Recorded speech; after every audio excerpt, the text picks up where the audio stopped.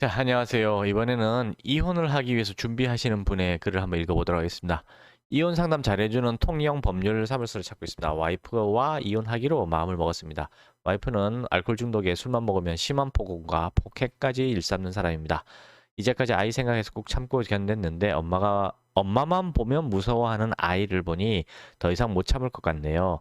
이혼 얘기를 꺼냈더니 와이프는 이혼을 하고 싶다면 아이는 두고 저 혼자 집을 나가라고 협박을 합니다. 다른 건 몰라도 아이 양육권만은 제가 가져오고 싶은데 양육을 가지고 오려면 어떻게 해야 되나요? 뭐 이런 글이 올라왔습니다. 일단 몇 가지 확실하게 말씀드릴 게 있는데요. 아이가 어리면은 특히 10세 이하의 아이라면은 어리면 어릴수록 양육권이 우리나라에서는 엄마한테 무조건 갑니다. 뭐 판례가 그렇다나요? 그런데 아주 특별한 경우 예를 들어 알코올 중독이라든가 도박 중독, 마약 중독 이런 경우 또는 극심한 정신질환을 갖고 있는 경우를 입증할 수 있다면은 양육권을 엄마한테 빼앗기지 않을 수도 있습니다. 네, 이분 지금 보면은 심한 폭언과 폭행까지 일삼도 했잖아요. 그다음 엄마를 보면 아이가 무서워한다고 했던 요 부분을 객관적으로 입증할 수 있어야 돼요. 그래서 녹음, 동영상, 그다음에 어떤 사진 같은 거를 증거로 많이 마련해야 됩니다. 한두 개 마련해 가지고는 판사가 보고는 그 뭐냐 무시해 버릴 거예요. 왜냐면 그냥 우리나라 가정법원은 거의 다 모든 게 다 여자 편입니다. 여자는 다 그럴 수 있어. 여자는 웬만하면 다 용서돼. 이런 식으로 판결을 내리거든요. 그래서 이 양육권 가져오기가 거의 불가능에 가깝습니다.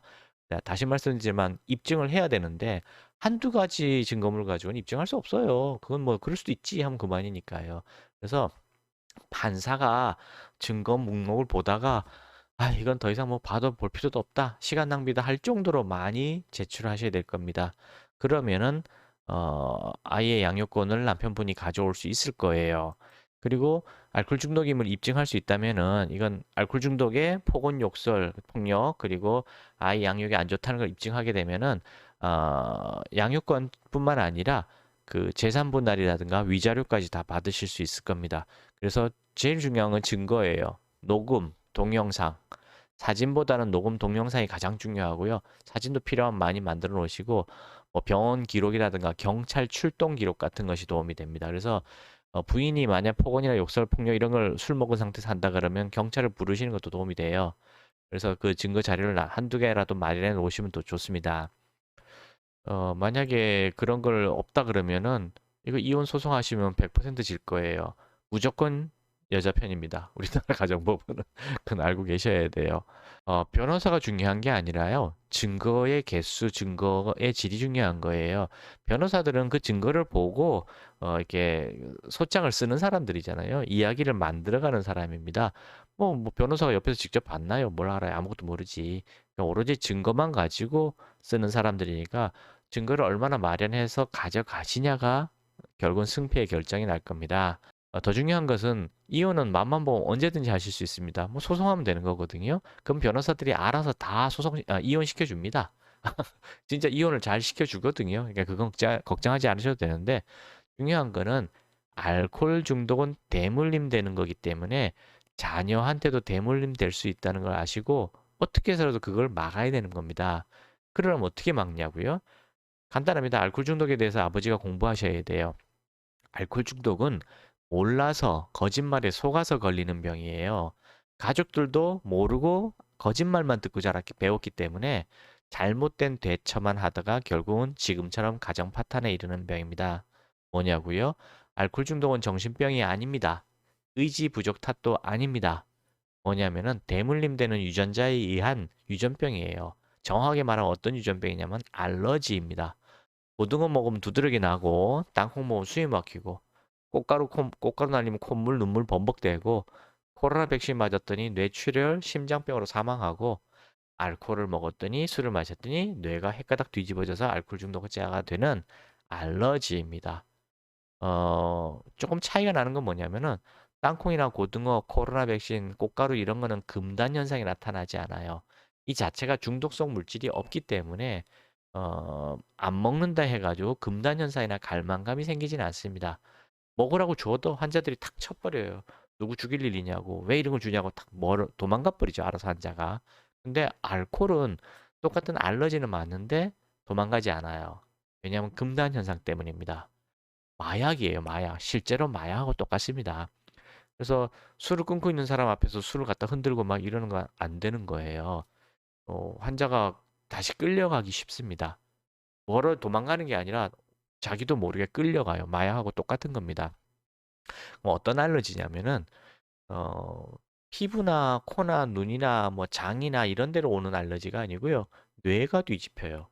뇌가 뒤집히기 때문에 결과적으로 이상 행동과 말을 하게 됩니다. 좋은 감정과 좋은 생각은 못 느끼고 나쁜 감정과 나쁜 생각만 확대되는 뇌로 변하는 거예요. 그래서 알코올 중독 환자들은 항상 나쁜 생각에 가득 차 있습니다. 주변에서 어떤 좋은 자극이 들어와도 좋은 감정, 예를 들어 기쁨이라든가 행복감이라는 걸 느끼질 못해요. 항상 나쁜 불쾌한 감정만 느껴요. 이게 알코올 중독의 특징입니다. 이걸 영어로 뭐라고 하죠? 스트레스라고 그러잖아요. 근데 우리는 스트레스 받으면 어떻게 하라 해결하라 배웠냐면 술을 마시면 해결이 된다고 배웠잖아요. 술을 마십니다. 술이 뭐죠? 알코올이에요. 그게 알코올이 다시 뇌를 또 망가뜨려서 더더욱 나쁜 감정과 생각만 느껴지게 만듭니다. 다시 스트레스가 악화되는 겁니다. 그래서 술을 마시면 피곤이 풀리고 스트레스가 풀린다는 이 시뻘건 거짓말을 믿어서는 안 돼요. 이 거짓말 때문에 속아서 계속 술 먹는 겁니다. 술 때문에 자기가 더 뇌가 망가지고 알코올 중독에 빠진다는 걸 모르고 술 먹으면 좋아질 거라 생각하고 먹는 거예요. 그만큼 우리나라 사람들은 술에 대해서 나쁘다는 생각 자체가 없고 좋다는 생각이 너무너무 크기 때문에 아예 술을 끊을 생각조차도 안 하는 경우들이 대부분입니다. 제 얘기는 일반인들 얘기하는 게 아니에요. 알코올 중독 환자들이 그렇다는 얘기입니다. 그래서 술을 끊으려고 안 하기 때문에 거의 불치병에 가까운 거예요. 줄이려고만 하지 끊으려고 하네요. 사실은 끊어야 됩니다. 줄여서는 아무 소용 없습니다. 이런 내용들을 자녀분한테 가르치셔야 돼요. 자녀들이 성장하면서 이런 얘기 어디서 들을 수 있을 것 같습니까? 전혀 못 들어요. 결국 자녀들도 아무 생각 없이 대학 들어가면서 그냥 선배들이 말하는 그 시뻘건 거짓말에 속아서 술을 마시다가 다시 알코올 중독에 대물림 되게 되는 겁니다. 대표 중에 그런 거예요. 술은 먹다 보면 억지로 참고 먹다 보면 늘어. 여기까지만 말을 해주거든요. 그 말은 사실입니다. 근데 그 뒷말이 빠졌어요. 너는 예외적으로 주량이 늘긴 하겠지만 그 부작용이 심해져서 알코올 중독에 빠지게 될 거야 라는 말을 빼먹고 얘기하는 거예요. 무슨 얘기냐면은 알코올 중독은 아무나 다 걸리는 게 아니에요. 많이 먹는다고 다 걸리는 게 아니라 알코올 중독에 빠질 수밖에 없는 유전자를 갖고 태어난 사람들이 술을 억지로 참고 마시면 걸리는 병입니다. 지금 부인도 마찬가지인 거고요. 지금 아이들도 유전이 되었을 가능성이 크거든요. 이 아이들이 술을 마시게 되면 대물림 됩니다. 한두 번 마신다고 바로 그냥 알코올 중독자가 되는 건 아니고요. 5년에서 15년 정도 음주하면은 주량이 늘어나서 그 이후로 발병하면서 폭증하게 되는 거예요. 쳐서 서서히 늘다가 이때는 문제 없어요. 한 15년까지는 문제 없습니다. 짧으면 5년, 길면 한 15년 되는데 이때 문제 없어요. 그냥 기껏해 필름 끊어지는 정도지. 이 이후로 갑자기 폭등을 하게 됩니다. 그때부터는 집안이 다 홀라당 다 뒤집어지는 거예요. 명심하시고요. 이혼이 중요한 게 아니라 치료가 더 중요하다는 뜻을 말씀드린 겁니다. 제 머리 위에 연락하셔서 상담을 받으시고요. 가능하면 부인을 설득해서 알코올 중독을 치료하십시오. 그리고 단주를 시키십시오. 그러면은 운이 좋다면 가정을 지킬 수 있을 겁니다. 그리고 뭐 아이들도 행복한 가정에서 자랄 수 있게 되겠죠. 운이 나쁘더라도요.